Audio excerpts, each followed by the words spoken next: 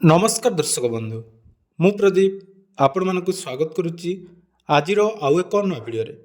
तो दर्शक बंधु आपण मैंने समस्ते जानी आरबीआई बा रिजर्व बैंक ऑफ इंडिया तरफ समस्त बैंक अकाउंट धारी गोटे सीबीडीसी वालेट्र व्यवस्था करा सीबीडीसी अर्थात सेंट्रल बैंक डिजिटल करेन्सी जदि आपण मानक पाखरे जेकोसी बैंक अकाउंट अच्छी ताले सही अकाउंट रे आपण माने वर्तमान डिजिटल करेन्सी बा ई रूपी व्यवहार करें जोटा कि आपण मानक परवर्ती समय फोनपे बा गूगल पे एमती कि आपण माने फिजिकल जदि आपण मानक पाखरे टंका नाही ताले एही वालेट माध्यम आपण मानक पाखरे थिबा बैलेंस को जेकोसी समय आपण माने व्यवहार करें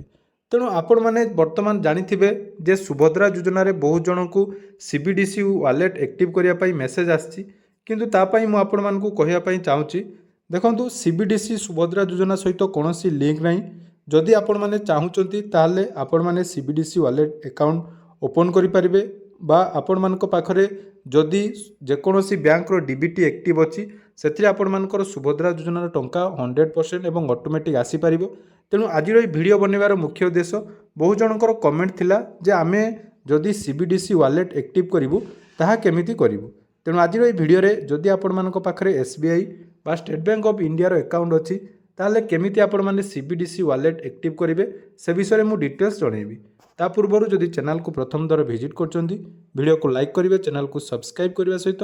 पाखरे थिबा बेल आइकन को क्लिक करी ऑल ले सेट कर देबे। तो आपण मानकर सुभद्रा योजना को नहीं जो सीबीडीसी वालेट कथा कह जाउची पुणी थरे आपण मानकु मु कहूची जदि आपण मानक पाखरे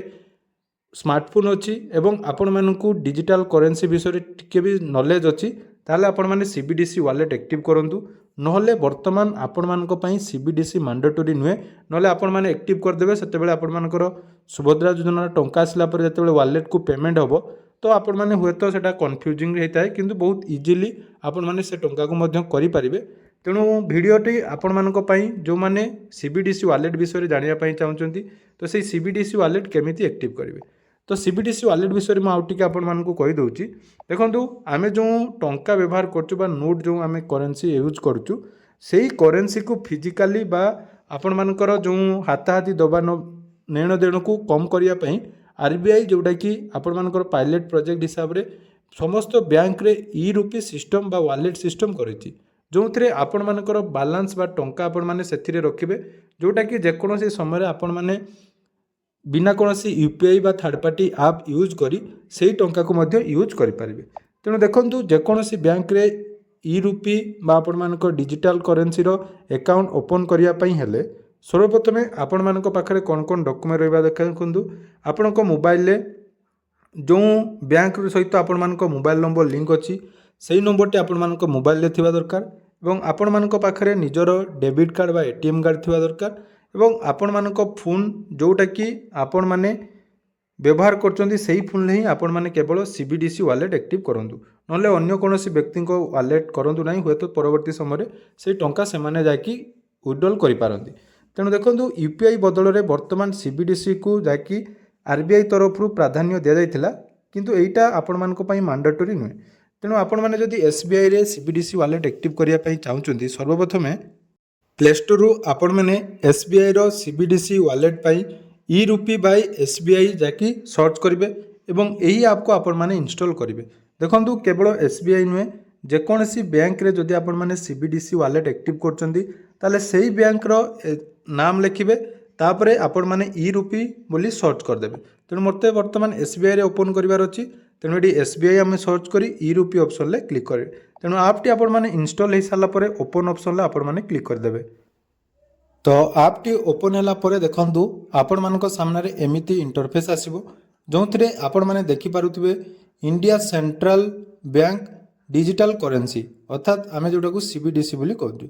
तेणु एटा हमर एसबीआई रो प्रथम आपण माने एंटर रे क्लिक करदेबे तापर एटी टर्म एंड कंडीशन रहिछि जोटा कि आपण मानकु क्लियरली कह जायछि केमिति आपण माने ऐप डाउनलोड करिवे केमिति आपण मानकर एप्लिकेशन बा को माने या पई एलिजिबल अछंती तार डिटेल्स एठी आपण माने थरे पढि देबे। तेणु डिटेल्स पढि सारला परे टर्म एंड कंडीशन आपण माने देखंतु तळकु स्क्रॉल करिवे तळकु स्क्रॉल कला परे देखंतु एठी एक्सेप्ट ऑप्शन गुडा रहिछि। तेणु आपण माने कोन करिवे जदि आपण मानकर वालेट एक्टिव करिवार अछि ताले एक्सेप्ट ऑप्शन ले क्लिक कर देबे। तो देखो जितेबाला एक्सेप्ट ऑप्शन आपण मैंने क्लिक कर सामने जोटाकि डिजिटल रूपी इन लीगल टेंडर जहाँकि किसी आपण मानकर एमती एमती फोटो आसो ताको आपण मैंने स्किप करी जिवे तापर देखो प्रथम आसला आपण मानकर वालेट एक्टिव करवा तेणु यही वालेट से मैंने एक्टिव करेंगे जो मान पाखे आपण मानकर SBI अकाउंट थी एवं जो सिम आपण मैंने निज मोबाइल व्यवहार करमीक फोन पे और गूगल पे यूज कला बेले ठीक सेमती देखूँ तो भेरीफाई आमर सिम करार अच्छी तेणु मोर सिम वन सहित जेहेतु अकाउंट लिंक थिला तेणु मुझे भेरीफाई ऑप्शन क्लिक करदेली ताल देखो बर्तमान सिम भेरिफिकेशन चलती जमीती कि आपण मैंने फोन पे गूगल पे कला बेले जमी आपंकर सिम भेरीफाई हुए ठीक से ही आपण मानकर भेरीफाई हम देखो बर्तमान आसीगला सिम कार्ड हैज बीन भेरीफाइड तापर कंटिन्यू ऑप्शन क्लिक करदे कंटिन्यू ऑप्शन क्लिक कलापर ये देखो रही use your mobile pin lock pattern fingerprint बर्तमान आपण मानकर मोबाइल जो आपण मानकर रही लॉक स्क्रीन से आपण मैंने देदेवे दे सारापर देखो आसला एंटर योर नेम अर्थात बर्तमान आपण मैंने निजर नाम एटी एंटर करेंगे तेणु आपण मानकर बैंक अकाउंट सहित जो नाटी अच्छी आपण मैंने चाहिए निज नाम ये लिखिपारे देखो तापर आपण मानकर टिक करदे टिक कलापर ये डिटेल्स देखला जे in case of the wallet provider manager की on the behalf of please shall be able to अर्थात से कहूँ जहाँ ना अच्छी आपण मैंने से निजे ही ये आपण मानकर अकाउंट एक्टिव करंतु हेगला तापर देखो आसीगला सेकेंड ऑप्शन जोटा कि रही तापर देखो बर्तमान आपण मानकर वालेट पिन जोटा कि देवाई पड़ो अर्थात आपण मैंने जो वालेट एक्टिव कले तार गोटे आपण मानकर पिन रमिति कि आपण मैंने यूपीआई आप यूज कला गोटे यूपीआई पिन थाए ठीक से ही आपण मानकर ये 6 डिजिट गोटे पिन आपण मैंने सेट करेंगे तेणु प्रथम आपण मैंने पिन देदेवे पिन आपण मैंने निज हिसाब से जोटा कि चूज करेंगे पिन दे सारापर देखो बर्तमान आपण मानकर पूरा डिटेल्स शो कर मोबाइल नंबर आपण मानकर नाम तापर आसला देखो जोटा कि मुझे आपण मानक मोस्ट इंपोर्टाट गोटे रही SBI सेविंग वालेट आ गोटे रही आधार लिंक पर्पज वालेट अर्थात जमीती आपण मैंने फोन पे जानते जदि आपण मानक पाखरे अकाउंट अच्छी और डेबिट कार्ड ना